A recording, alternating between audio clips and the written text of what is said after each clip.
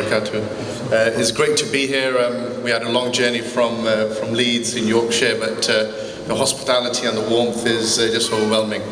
I'll try and be as brief as I can, but there's so much work that's been going on, and trying to distill it into a few minutes has been quite challenging. So just bear with me. Good. My name is Numan. I'm an orthopedic surgeon by profession. I'm currently a fellow in Wrightington, which is one of the 5-star Alliance hospitals in orthopedics in the UK.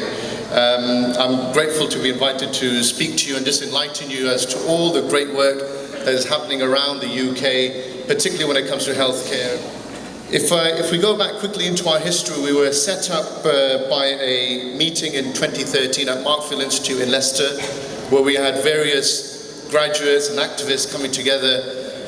Don't forget that Muslims have been in the UK for many, many years. Muslim doctors have been in the UK for many years. There's only been since the last 40 years that we've started to get organized.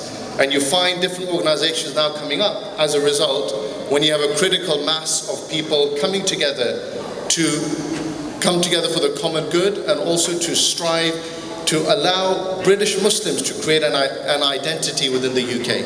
So that is where FEMA has come through, and now Alhamdulillah is at the forefront and leading the way for British Muslim healthcare professionals to forge away and find a niche for us that we can actually be a voice with government, with local authorities, with our communities, and give advice on various topics which I'll touch upon. Our mission is to seek the pleasure of God through the system of character building, professional development, and service to mankind, inshallah. These are very noble and high aims that we wish, and we are hoping that through our work that this is exemplified. Just a quick hint onto our structure. So this is an organization that did not exist in 2013. We are 3 years down the line, alhamdulillah. We have various thousand healthcare professionals who have joined our ranks. We have a setup which is consistent of a council, an overarching shura essentially. We have the executive committee which run day-to-day activities for us. We have the regions, the national program directors, and the central operations. And from that we have various regional teams which I'll also touch upon. Our national programs and regions that have developed over the last 3 years have included community service, professional development, trainees and students, advocacy, history, medical ethics, and our various events that we conduct. We have 10 regions around the UK, and these are constantly increasing in their subscription and the amount of doctors we have in those regions. And we are now linking up with local university medical societies who have been set up also so that we can mentor them and give them some guidance in their early years so that they can effectively be more productive in their later years and use their time much more efficiently, inshallah.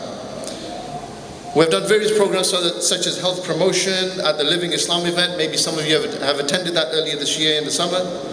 Diabetes UK, working with them hand in hand during Ramadan, and also doing community health days where we had various members of the public coming into the mosques, and we did their blood pressure checks, BMI checks, etc.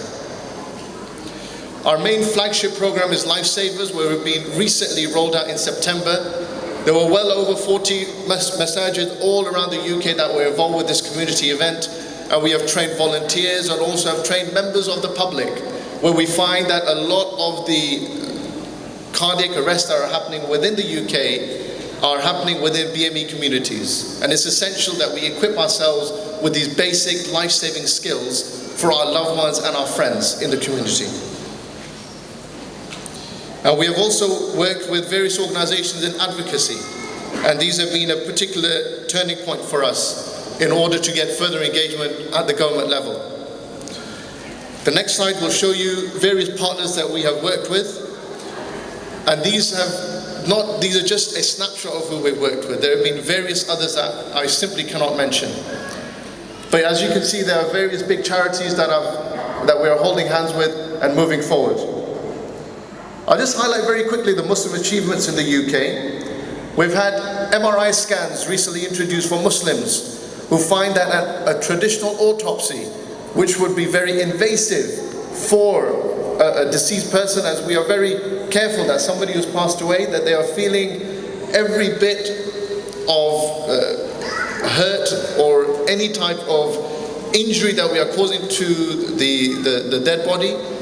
And we're aware that the MRI system is very good and it can identify most causes of death. And the Jewish community have also worked with us, and we have achieved that if a Muslim passes away, that the autopsy, by discussion with a local coroner in your region, that an autopsy can be carried out by using simply an MRI scan, which is non-invasive. So that has been a great highlight for us, alhamdulillah.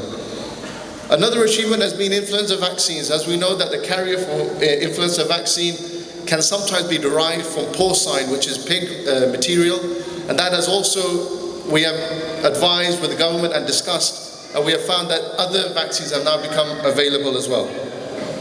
There are various anticoagulants, which are blood thinners, that are used especially when you go into hospital. You may not realize, you may have been in hospital and you get the jab in the tummy for thinning your blood to prevent blood clots, but one of those injections is derived from porcine, which is again pig derived. So we have been at the forefront of educating communities that there are alternatives available, and different NHS trusts have allowed and made these available for particularly Muslims. And we've also been working with various NHS trusts about BBE. I don't know if you guys know about it, but it's bare below the elbow policy, which is a national policy adopted by the NHS to try and reduce risk of infection, which obviously means that men and women alike have to uncover their elbows above. So we've been speaking to the NHS Trust and saying, how can we do this within theatre and within the ward areas, and how we can actually allow Muslims to work but also not compromise their faith of covering